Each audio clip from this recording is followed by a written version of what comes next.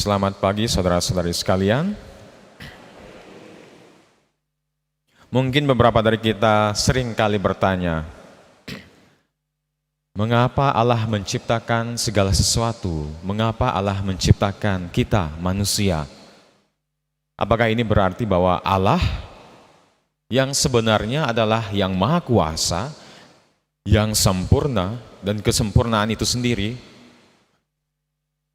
memerlukan teman? Yang namanya memerlukan sesuatu artinya ada kekurangan di situ. Jadi apakah artinya ketika Allah menciptakan alam semesta, Ia ingin melihat keindahan dari pegunungan, hutan belantara, dedaunan, bunga-bunga, dan ketika Ia menciptakan kita manusia, Ia memerlukan seorang teman untuk diajak berbicara, untuk jalan bersama? Sesungguhnya tidak. Justru sebaliknya, kitalah yang memerlukan Allah. Allah yang adalah kasih, sebagai hakikatnya sebagai kasih, dan kasih itu selalu memberi keluar dari dirinya. Dan karena Allah adalah kasih, Ia keluar dari dirinya. Ia melahirkan sesuatu yang baru, Ia tertumpah. Dan karena Allah sekali lagi adalah kasih, segala sesuatu dijadikan, segala sesuatu dilahirkan. Kita, makhluk ciptaan Allah, manusia, dan segala sesuatu yang dijadikan adalah buah dari kasih Allah. Buah dari kelimpahan kasih Allah. Hal yang sama kita saksikan dan kita dengarkan dalam bacaan Injil hari ini. Mungkin kita bertanya, kenapa sih Allah memerlukan ke-12 rasul ini? Bukankah Allah sendiri yang maha sempurna, yang maha kuasa, bisa saja melakukan pekerjaan karya keselamatannya ini sendiri? Karena sekali lagi Allah maha kuasa, Allah sempurna.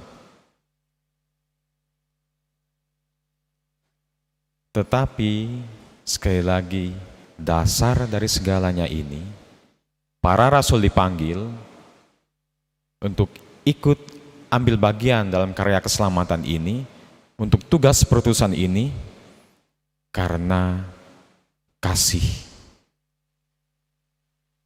Di bagian awal bacaan Injil yang baru saja kita dengar ini, apa dasar dari tugas perutusan ini? Apa dasar dari panggilan ke-12 rasul ini?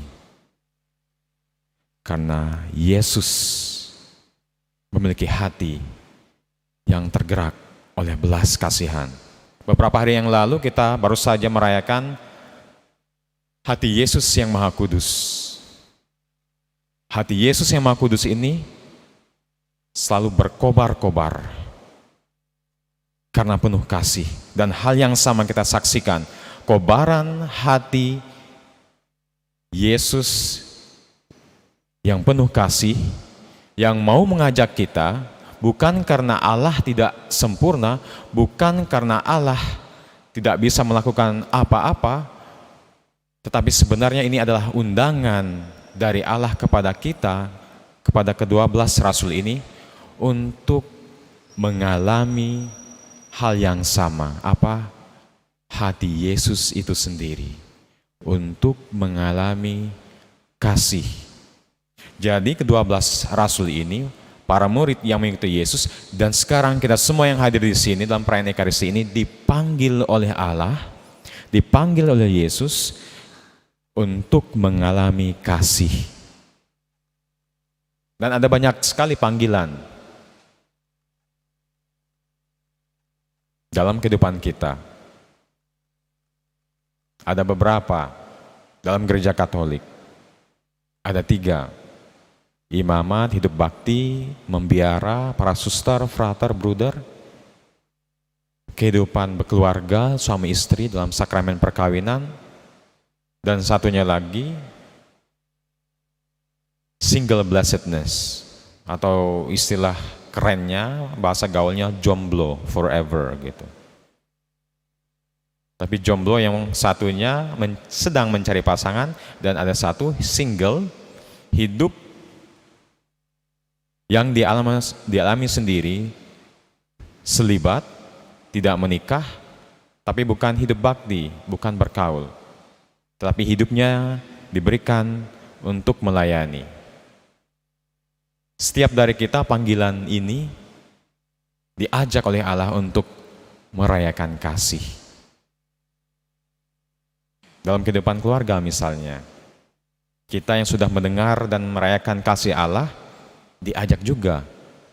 Bapak Ibu bagaimana boleh merayakan kasih, mengalami kasih, supaya dalam keluarga juga hati Allah boleh dirasakan, boleh dirayakan. Dalam hidup bakti, dasar dari pelayanan kita adalah kasih itu sendiri. Kita mau memberi, kita meninggalkan segalanya karena kita menyadari bahwa kita dikasihi. Dan setiap dari kita juga dalam pekerjaan, dalam pelayanan kita, dasarnya adalah kasih. Kalau kita lihat, siapa sih ke-12 rasul ini? Ya, kita tahu mereka ini santo, orang-orang kudus. Tapi pada awalnya mereka adalah orang-orang sederhana. Beberapa dari mereka adalah nelayan. Contohnya Petrus. Satunya lagi Matius, seorang pemungut cukai yang dibenci oleh bangsa Israel. Karena apa? Karena berpihak kepada penjajahan Romawi. Tetapi kita lihat di sini, Allah memanggil kita bukan karena kita sempurna. Dari kisah kehidupan para rasul, Allah memanggil kita karena kita tidak sempurna ini, karena kelemahan kita ini, Allah mau menunjukkan bahwa sebenarnya yang bekerja adalah Allah sendiri, dan kita diajak untuk terlibat. Jadi kalau ada kelemahan, kalau ada kesulitan, jangan khawatir, jangan takut. Karena Allah yang memanggil, Allah yang memulai, Allah juga yang akan menyediakan segala sesuatu yang kita perlukan. Allah akan mendampingi perjalanan kita, dan Allah akan menyempurnakan segala sesuatu yang sudah Ia mulai. Jadi jangan takut.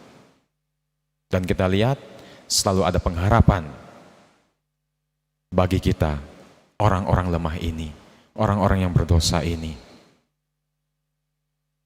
Ada satu istilah dalam bahasa Inggris, every saint has a past, every sinner has a future.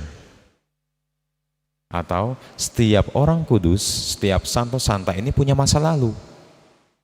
Contohnya, Paulus. Sebelum menjadi Paulus, siapa dia? Saulus, berdosa. Ia mengejar-ngejar para pengikut Yesus, ditangkap, diadili, dan dibunuh. Santo Agustinus, siapa Santo Agustinus? Sebelumnya hidupnya parah. Petrus, kita tahu Petrus. Nggak konsisten. Mau melindungi Yesus, tetapi di mana Petrus ketika Yesus disalibkan?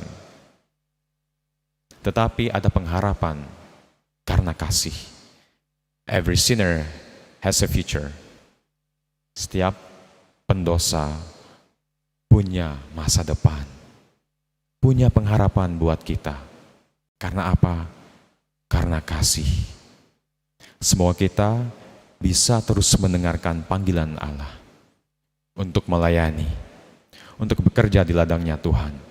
Dalam setiap panggilan hidup kita masing-masing, semoga kasih Allah kita alami, semoga juga kasih Allah boleh kita bagikan.